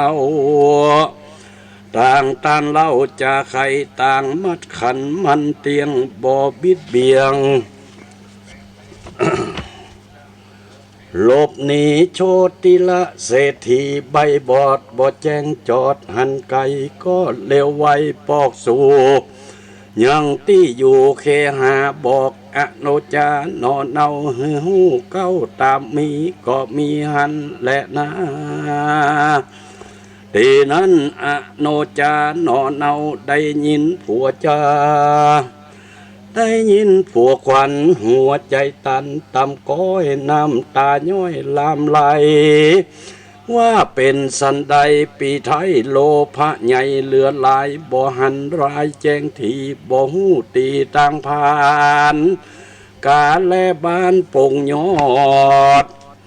จักเอาไปตอดวางตำแลกกาและคำแปลงใหม่เอามาใส่เสียสีคำเฮามีหลายแหล่เต็มจุกงี้อาณาสันใดจาพี่เจ้าบอกกึดเล่าหนลางบุญมาปังยู่ส่งเฮือกาแลปงเป็นใบเข้าของใดน้อยใหญ่มีพร้อมไข่เหลือลายตั้งงัวควายเสื้อผ้าตั้งจังหน้าเงินคำมีนานำกองกอสั่งบ่พอตั้งไก่ป้อยมีใจโลภล้นคามหลวงพ้นกองดีละเสียสียิ่งย่อยเอาของถอยมาแทนอันแก้วแหวนบาดไตมีพร้อมไข่ยิ่งใจกาและภายติดงอกบานปงออกเป็นใบเกยหันในแต่ก่อนเจนปูมอนปิตาแม่นบุญมาจีซองเฮือหูปองหันลายว่ามีคุณหลายมากกว้างบ่อาจอ้างจากใครขอสายใจปีไทยจุงยั่งไว้ตามกรรมอย่าได้นำไปแลกจับผิดแผกเสียสีจากเครื่องขี่โศกเศร้าทุกกรรมเจ้าปลายลุนบ่ยานจะและนาตั้งสุดตัวส่วนโชติละเศรษฐีหนุ่มนาวโลภะเขาบังอำก็จะกำตันต่อว่าดูรานางนอสายใจมึงอย่าใครกำหยาบกล่าวห้ามลาบตนกูบ่จูโดยง่ายบ่จังลายมุสา กูได้จ่าไปแล้วบอกกาดแก้วเสียกรรมกูจักนำแปดแรงจาดไม่แห้งพันแผลคือกาดแลเก่าเกลือไปแลกเจื้อคำแดงอันเปิงแปงก้าใหญ่เอามาใส่งามตานางซ้ำจาแงกว่าบ่แลกเสียดายนางเตี้ยงไม้ไข่ใดเอาไว้ใจแปลงลัวตานางมัวมืดบอดบ่แจ้งสอดหันแสงเมื่อเอาคำแดงก้าใหญ่มาแลกไม่ตายคานป้อยจาหารตานกล่าวว่ากูเงาตาฟางเป็นแต่นางเนาะเนาจริงนางเต้ามีมากรรมนางจาก่าวตานแม่นมาแข ข่งหานตัวฟานก้าขายงานหลายแหล่หากเป็นแต่ตนกูบุญมาจูตอบตองจิ้งป้นห้องเครื่องขี่จุ้มนารีหนุ่มเท่าใดแต่เฝ้าเตาไฟกิจการใดน้อยใหญ่บ่หู้ไข่ต่างมาได้แต่จะอวดอูว่าข้าหูเลือนลายนางอย่าหมายจักห้ามอย่าจมซ้ำลายกำกูจากนำไปแลกบ่ฮือแพกเสียสินจะและนาตีนั้นอะโนจานอไทยฮ้อนเดือดไม่เหลือใจจากำไปตานเล่าว่าขาน้องเนาไข่ปันดังตั้งวันเมื่อก่อนปีบ่หอนเอาทำโลภะดำลังเลืดโมหะมืดเมาวนบ่ถอยหนกำปากเตียงได้ยากปลายลูนของมีกุลป่าเสดบังเกิดสวัสดีเอาไปตีตำต้อยแลกของถอยสามานเตียงได้ผ่านโศกเศร้าดังเมื่อเก่าเดิมอ่อนน้องขอวอนปีไทยจริงงดไว้บัดเดียวอย่ากึดเดียวแต่งแสงแลกแปดแรงคนใดแม่นเอาไก่ภาคนาตัวแห่งคานางหญิงบอดอยู่ปิงร่วมคางขอเลิศล้างลานี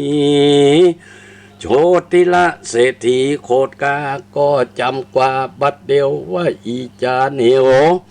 สอนยากมึงอย่าปากจะลายอย่าได้หมายขนาบห้ามยังลาบตนกูบ่จูโดยง่ายมึงไข่ไปหนีไก่จุ้งเร็วไวหนีกว่าอย่าได้จ้าบัดเดียวแดดเตอว่าอันตีนั้นอโนจานาดน้อยน้ำตาย้อยเป็นสายทุกใจลายหลังคอนว่าอู่ฮ้อนดังตัวเหตุว่าผัวร่วมคางบ่ไฟอ่างปิญามีตัณหาใบบอดบอกคือนอดต่างกายแม่นจะไข่กำอ่อนก็บ่ผ่อนตามกำซ้ำขับจำหือพลากออกไปจากเขหานางก็ดาดอกไม้มาวางใส่เนื้อขันนำไปปั่นบอดจ้าวางต่อหน้าโชติละเศรษฐีกล่าวกำดีตานถอยว่านางคนถอยขอลาจากเคหาที่อยู่หนีไปสู่แดนไกลขอสายใจพี่เจ้ายกโทษเก่าวางตามอย่าเป็นกรรมบาปให้ติดตอบสายตัวนางขอจุงวางเสียงขาดอนุญาตปงดีข้าขอนี้บ่อยู่จักไปสู่แดนไกลแม้นต่อไปไปนาพี่เป็นเจ้าฟ้าตะลงเมืองเตจะเลืองยศใหญ่หรืออยากไล่เครื่องขี่หรือเป็นเศรษฐีกว่าเก่ามุนมั่งเต้าทมทองน้องบ่ปองปอกไม้หันหลังไม้คืนมาขอสายตาพี่เจ้าอยู่เตียงเต้าสวัสดีโชติละเศรษฐีบาปใบวิบากไหลตยตันโมหะปันจักจอง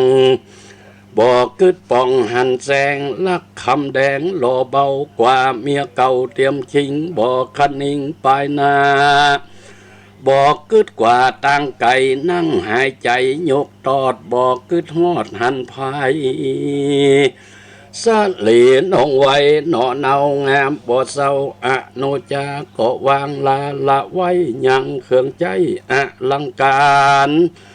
ตั้งครัวคานหลายสิ่งมีกายิงไหลอันใจบ่หวันจองหอยลาขาคอยคนในน้ำตาไหลย้อยหยาดยกย่างบาดไกลกาจากเคหาที่อยู่ออกไปสู่แดนไกลก็มีหันและนา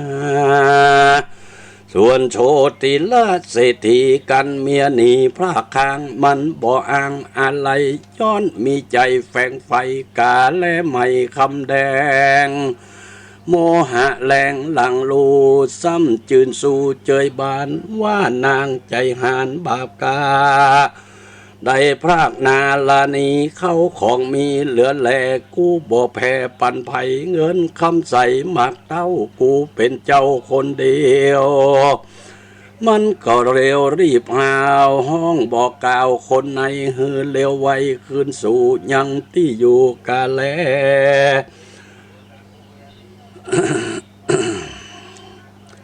อันพันแผลตีอันพันแผลตีโดดอันพันแผลตื้นตึดงอติดงอกยกถอดออกลงมาหาสาตาสามวนมากหามออกจากเฮือนตนรีบเตียวหนไปสู่ยังที่อยู่ปู่เศรษฐีไข่กำดีบอกแจงแลกแปดแล้งเป็นคำแล้วรีบนำมาใส่ตีเฮือนใหญ่ลังควางมือกำกลางและพอว่างามแต่หนอเฮือนกูเล็งพอดูใจจ้าแม่นหอเจ้าฟาดดีลีโชติระเศรษฐีใบบอดบอกคือทอดต่างวายโลภะลายทางตองบ่แจ้งส่องหันใส่เต้าเกิดใจจะใจว่ากูโจกใหญ่นำนาก็มีหันและนาสาปนะอโนจาส่วนนางอโนจาแม่ห้างหนีผ้าคางเงินตัวย้อนว่าผัวบาใบโลภะใหญ่บังอำบ่เอากรรมกล่าวห้ามซ้ำจมสามจานีจำนีนางบุญมีหน่อยนาดก้อยย่างบาดเตียวไปจักไปในบ่ปองบ่หูจองทางเตียวเต้าคนเดียวเตียวกว่าเอาไปนาเป็นไม้บ่มีสายพ่อแม่เต้าหลอแต่นางยิงหาที่ปิงบ่ได้นางกึดไข่ไปมาว่ากรรมสังจามาฮอดฮือโทมฮือทมอดมองขี่ทวนสองทีลืมเล่าปางเมื่อเก่าเดิมอ่อนก็อาวรกันอยากทุกลำบากลำนาหน้าบุญมาจ่วยกำมีเขาน้ำถมทองซับปะของเครื่องใจเงินคำบาปไตคาเงินบาทไตคำแดงแก้วและแสงกามากมีหลายหลากหลายอันกรรมมาตันตอบตาฮือเปื้อนด่าจำนีได้ครึ่งขี่มาดไม่ตกอยากไล่เลโลนทวนสองหนเปสองปอกเกิดบ่ออกตั้งใดพิจารณาไปทวนทีบ่มีที่จิรังอะนิจจังบ่เตียงหูความเงียงไปมาอโนจานอเนาก้อยไตเต้าตามต่างกึดถึงปางหลวงแล้วเคยได้แอวขอตานซ้ำมาปานแถมเล่าลอดที่เก่าเคยหันกันพายพันหิวหอดก็ยั่งจอดเป็นทีแล้วรีบหนีบ่จ้าเอาตังนาเป็นไปกันตาวันใสตำก้อยหมูนกน้อยหากรก็ขอนอนยังอยู่กับป้าปูยิงใจมีเหือนใหญ่จิ้มไก่หนต่างไตไปมาคนขุนนาจุผูเหือย่างอยู่นอนดีเขาน้ำมีฮับตอนบ่หือห้อนเครื่องใจถึงยามในผูกเจ้านางเนาะเนาบุญมีก็ลาหนีลาพลากออกไปจากเคหา3 วันมาคบไว้นางเมื่อยไข่หิวแรงเตียวบ่แข็งหิวหอดจริงยังจอดกะยาในศาลาใหญ่กว้างที่จิมข้างตั้งเตียว เต้าคนเดียวยังอยู่บ่มีกู้ยิงใจกันตาวันหายจากฟ้าคนตัวลาหลับนอนสลีบังอ่อนนอไทยก็น้อมไว้อธิษฐานล่ำวอนวานขานกล่าวถึงตัวเต้าเทวดาว่าเทวสังขาโยคาแด่เทวดาเฮยมวลหมู่อันมีอยู่นานำอยู่หอคำปราสาทใสสะอาดวันไวอยู่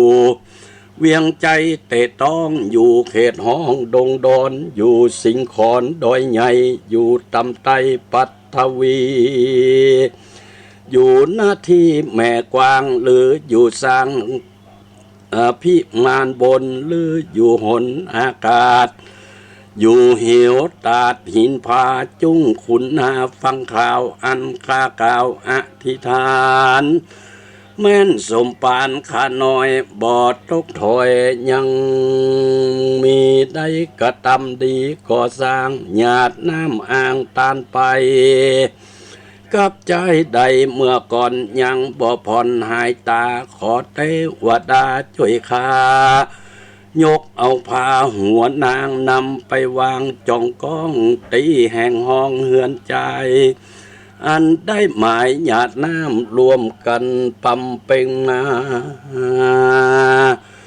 กันนางจ่าเสียงขาดก็เอาผ้าคาดหัวตนคว้างไปบนต่อหน้าบ่ได้จ้าเลียวปันผุนอัศจรรย์ล่ำล้นพาบ่หล่นลงมาลวดไก่กาลอยล่องไปตามจองต่างเตียวนางโสมเฉลียวเนาะเนารีบไต่เต้าโดยไปจากเวียงใจจุ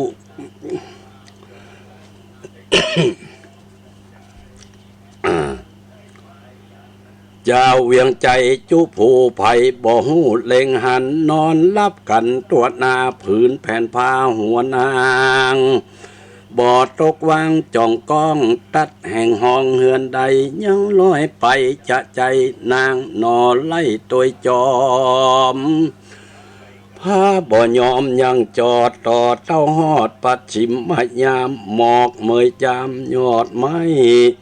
ไก่ขันไขว้เป็นสายดาวหลวงลายหล่นคอนผ้าเนื้ออ่อนผืนบางบอดตกวางจองก้องในแห่งห้องพาลาลอยไก่กาละพรากออกไปจากปุรีเทวดามีตุกหมู่หากพำหูเล็งหันก็เอากันมาไกไขประตูไว้ปันนางสลีคิงบางนอนนาวก็ไต่เต้าโดยไปถึงแดนไก่ใจจ้ายามตีนฟ้าเหลืองอ่อนนกจากก่อนตีจอดบินออกสอดหากินพาเจียงจินนางนาดก็ตกปาดเคหาเหือนมุงคาตูบน้อยแห่งเจ้ายอดซอยนอพุทธาเป็นเกหาหลังเก่าแห่งหญ้าเทาตกผ่านดังไขการบอกเล่าไว้แต่เก้าเดิมมาก็มีหันและนา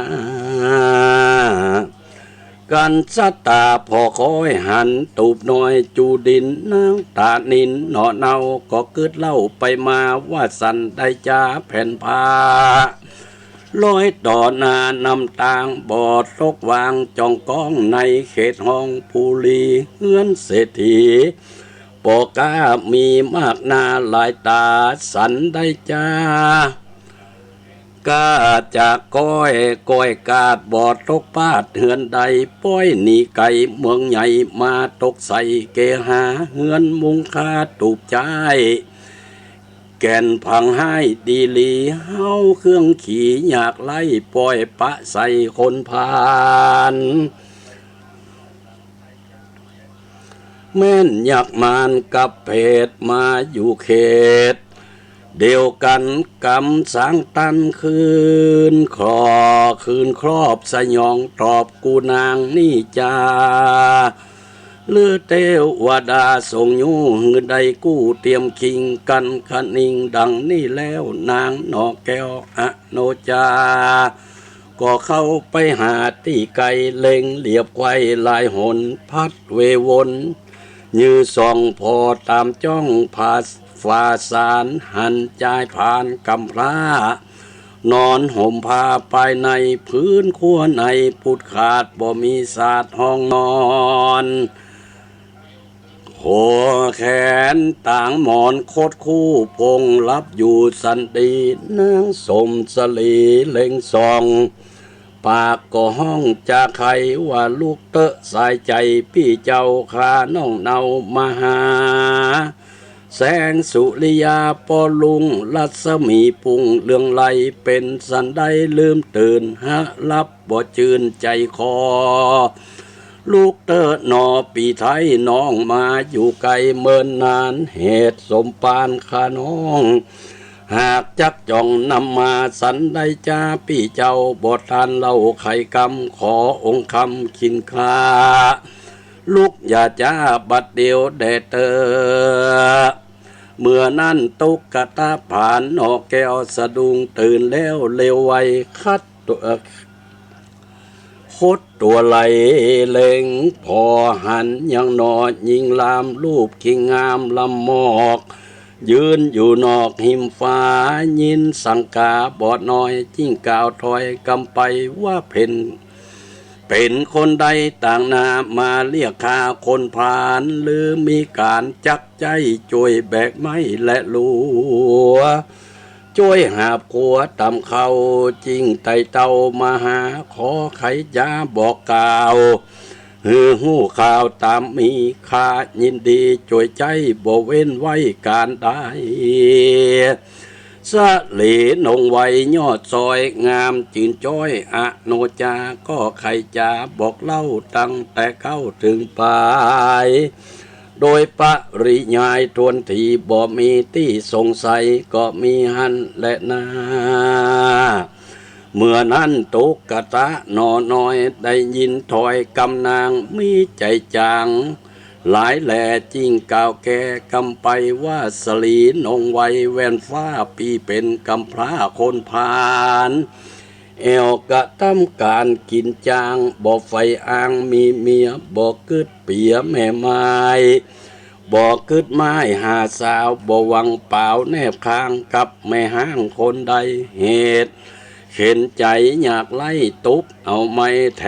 มเที่ยวตัวคนเดียวเลี้ยงปากใดตั้งยากดีลี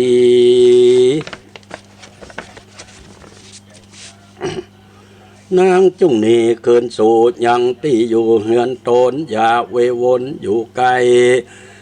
เปื้อนหันใส่ดูอ่างนางสมสายนอนเนางามบ่อเศร้าเปิงแปงควรไปแฝงร่วมคางกับเจ้าจ้างเศรษฐีกับขหะบดีปอกากับเจ้าฟ้าลาจาบอกกวนมารวมพากับคนกำพร้าตกผ่านและนาอะโนจายอดซอยก็ตอบถอยกำไปว่าเป็นสันใดก็แล้วบอกกาดแก้วลานีแม่นเจ้าตีและดาน้องบอกว่าทางใดขออยู่ไปกับเจ้าตลาบต่อเต้าญาวะจีวังย้อนบุญหลังปังก่อนหากจักสอนนำมาขอคุณนาน้องเนาฮือได้เฝ้าหอเฮือนแด่เตอว่าอันเมื่อนั้นตุกตะพานกำพาก็ตอบตากำไปว่าสลีนงไว้เฮ้ยหน้าจุ่มล่างแค้วหนุ่มเปิงเปล่าอุตุขาวดังแต้มสั่งไข่แอมคนผ่านอันกระทำการหับจางเขาวิดว่างแรงง่ายตัวแห่งใจนิสัยเหมือนหุ่นใสเหมือนหุ่นไล่สวนนาสันได้จาน้องเนามักให้เฝ้าแปลงปันอยู่ทั้งวันกันยากบอกให้ปากกับไผ่ย้อนเข็นใจไล่ถอยตกตำก้อยเลือลายดาจักตายความนายังข้างกาใหญ่บัวปี้คนตัวปางเปล่าเงินก็เก่าเปปังบ่มีสังก้าใหญ่ ปีละไว้ตั้งวันโจนบ่อพันลักสอดไผบ่ตอดตาแยงสลีหอมแปงน้องนาวจักอยู่เฝ้าเอาสั่งนั่นจ้าสรีโสภายอดซอยก็ตานถอยตามมีว่าถึงเครื่องขี่ลำบากบ่ขอพลาไกลกาจิ้งอนาถาอยากไล่ขออยู่ไกลตามใจจักทุกลายปลายนาเมือเหนือยิ่งกว่าตั้งวันหรือจักพันมุนมังเงินคำลังไหลมามีโปคาหลายแหล่สุดแล้วแต่เวรกรรมอันกระทำเมียดไว้หากโดยไล่มาปานทุกกระตาผ่านกำผ้าบ่ตอบตากำใดกึดในใจปงขาดอนุญาตปันนางสลีคิงบางนอนเอางามบ่เศร้าอโนจาก็เขาเคหาตูบน้อยไข่กาวถอยปิญาทุกเครื่องกาแต่ก่อนก็บอกก็ไม้ผ่อนหายไปก็มีหันและนาตะโทปัฏฐายะแลกแต่นั่นไปนานางนอลาอโนจาก็ลุมลาอยู่เฝ้าปฏิบัติเจ้าคนผ่านอันเป็นนอโพธิญาณยอดซอยอยู่ตูบน้อยเจือนปังเหตุกำลังบ่ขาดมาต้องพาดโดยตันนางแป้งปันช่วยสร้างบ่กล่าวอ้างตั้งนี้การเฮือนมีใหญ่นอน้อยใหญ่เอาใจใส่ตามกองบ่ลิปองโลภมากอยู่ตามยากอนาถาส่วนนอพุทธากำผ้าก็เข้าป่าตั้งวันแอวดงตันทองเถื่อนมีบ่มีเปื้อนปอสองหาใบตองหยวกโกยพร้อมพำด้วยหลัวฟืนได้แล้วคืนปีกปอกมาสู่ขอกอาณาเข้าพาลาแผ่วกาดขายเสียงขาดจุประการซื้อข้าวสารของแห้งได้แล้วแสงคืนหลังปอกมายังตีเก่าดังนี้เล่าจุวันก็มีหันละและนาอัเถกทิวสังยังมีวันหนึ่งไสนางนอไทยอโนจาหันสามีกาหิวหอดจิ้งจกถอดแหวนคำมีการนำบอดน้อยจากนิ้วก้อยมือนางนำมาวางต่อหน้าใจกำผ้าผัวควนว่าปียาพันเข้าป่ายาซอล่าหาตองจุ่งเอาของข้าน้องไปสู่ห้องปุรีก้ามันมีหลายแหล่นับแต่หลายปันกันเขาหันเตี้ยงซื้อจุงหายจุงขายฮือเขาไปปี้มีใจไข่ใดของเกิงใจนาจุ้งซื้อมาตามไฟอย่าเว้นไว้อันใดใจเข็นใจกำผ้าบ่หูกาแหวนคำยะตามกำเมียกาวไปสู่ดาวปุรียื่นแหวนดีขายขาดตามหมู่กาดคนลายจุ่มยิ่งใจเล็งพอบ่หูต่อไข่กำพ้องเอาคำวางกาฟอพ้องเอาตำวางเกาว่าของปีเหล่าแปลงเขาเต้าแยงพอยื้อไผบ่ซื้อสักคนหนอตดสะพลเตียวสอดต่อเต้าฮอดถึงแรงขายแหวนแปลงบ่ได้ฮ้อนเดือดไม่นานำถามต่อตำแลกข่าวแลกผ้าเก่าขัวใบบ่มีไผไข้ใดแกว่งหัวควายยิงใจคนตั้งหลายหนุ่มเทาก็บอกเราตามมีของมันมีก้ามากแม่นจักลากเคหากับทางนาตุ้งกวางกาบ่ลังจักเติงเป็นของเปิงแก่เต้าโตนผาบดาวปุรีหรือเศรษฐียศใหญ่ส่วนไผ่ไตยิงใจไผ่บ่หมายซื้อใดจุงเก็บไว้คืนหลังนอพุทธังน้อยนาดตกไม่มาดเครื่องแกนก็ควางแหวนเก่าใหญ่ก้าใหญ่เข้าป่าไม้ริมหิมตางหน้ามองจาง มนต์เศร้าปิกปอกเตาเร็วปันรีบพายพันมาสู่ยังที่อยู่เฮือนตนก็มีวันนั้นแหละนานิติตังขีญาสังวันนาวิเศษจาห้องเหตุแปดแรงออกยอดผูกทวนสีกถือบ่ถึงที่บัวระมวลหากสมควรยอบยั้งจิ้งหยุดเป็นบังก่อนและนาก็บังคมสมเลศเสด็จ สาธุสาธุสาธุ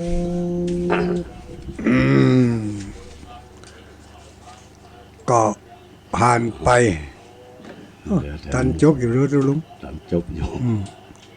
เหลือ ตันจบอยู่ 6 นาที เหลือเวลา5-6 นาที ก็ ขออนุโมทนาเนอะศรัทธาญาติโยมทั้งหลาย ทุกคู่ทุกคนเนาะที่ได้ปากันตั้งใจสดับรับฟังถึงแม้ว่าตั้งเรียกป่าเป้าจะเงียบไปแต่ก็ต่างอำเภอต่างจังหวัดก็ยังมีมากันอยู่ ยังฟังกันได้อยู่เนาะถ้าลุงแก้วมีอย่างที่จะสรุปพ่องเหลือเวลาเอา2-3 นาทีเอา ก็สำหรับทำทุกซีนี่ก็สรุปได้ว่าคนเฮามันกรรมเวรเนาะ กรรมเวร ก็อธิษฐานยังได้ตอนนี้พระเอกได้ไม่ห้างนะมี90 อายุต่อกันมา โอ้อายุ ไล่ๆกันนะกะ ไล่ๆกัน เอากะแลทองคำมาแลกกะแล กะแล ออกกะแล กะแลออกเนาะออกนอก กะแลนอเนาะ กะแลออกยอด กะแลออกยอด กะแลนางโป่งลูกกะแลโป่ง กะแลโป่งกะแล โป่งยอด โป่งใบ โป่งใบโป่งยอด โป่งใบโป่งยอด ผู้เศรษฐี มัน มาจุมันลูก มันนี่ก็ตุลุง เออ เปิดเอาไม้หนุ่มมาแปลงกันฮะ มันผู้เศรษฐีนะว่า ฮะ มาจุไอ้นั่นว่าเศรษฐีคนนั้นเนาะ ก็บอกว่า กะแลนี่มัน เป็นกะ มัน แล มันแห้ง ไม่มันแห้ง แล้วนกหนูหูปีกอะไรยังมาจับมาหยังก็ขี้ลงหันนี่เนาะ เออ ใครได้ ห อำ น่ เภ วย อนี่ เม็ดผลไม้หน่วยไม้หน่วยหยังก็ตกใส่หัน หาเรื่องมาว่าเอา หาเรื่องมาว่าเอาแต่ง ว่าเอาจนนั้นเอาว่าเอาจุเอาจนปูเจ้าของมันตายใจ ถ้าจะแม่นแต่ก็หายเนาะ ทีนี้โดนฝนโดนอย่างมามันก็ออกอ่ะ แล้วมันก็ออกยอดออกใบเนาะ ยังก็ไม่สลีเลยเนาะ ความจริงนี่กะแลนั่นน่ะเปิ่นโป่งใบมาจากตัวกะแลเลยลูกไม่แห้งไม่จนปดตกแห้งเคาะแห้งคอนเนาะ อันนี้เป็นว่าเกิดจากบุญ เกิดจากบุญ เมื่อ ถ้ามันบ่เอากะแลนั้นไปแลกนะ มันถ้าหาว่ามันเป็นสัญลักษณ์เตือนว่า เนี่ยบุญจะมาถึงละมักจะมีอะไรอย่างแปลกๆเกิดขึ้นในบ้านในเฮือน มีสิ่งที่ มีสิ่งที่ ประห เป็ ลาน ด แปลกประหลาด เพราะฉะนั้นคนบ้านเฮาก็เหมือนกัน คนบ้านเขาก็ถือลูก อย่าไปตก มี อก อันหยั ต ง กใจว่าอันหยังที่มันนี่มาจะ บางคนบ่ฮู้เนาะ ว่า โอ้เอาตุเจ้ามาไล่เอาหยังมาไล่นึกว่าเป็น มา ข ส อ ว ง ดมาถอนนี่นะ ส เนาะ วดมาถอนหาว่าคึดจาบางทีมันก็สิ่งที่ดีลูก ต่อติดหน้าแหนบเนี่ยเนาะ นั่น แมงมาหาป่ามาแมงมาหาหมามาอยู่ ต่อแตนมาเพิ่งพระอาศัย งูขึ้นบ้านน่ะ งูขึ้น บาง บ้าน คนเอาหยังมาตอดมาปัดเคาะปัดเสนียดจันไรความจริงงูนี่เป็นสัตว์ บางทีก็เป็นญาติ เป็นญาติที่กาเฮาเปิ้นมาแสดงหันเปิ้น มา ญาติ แสด กิ ง นข้าวกินน้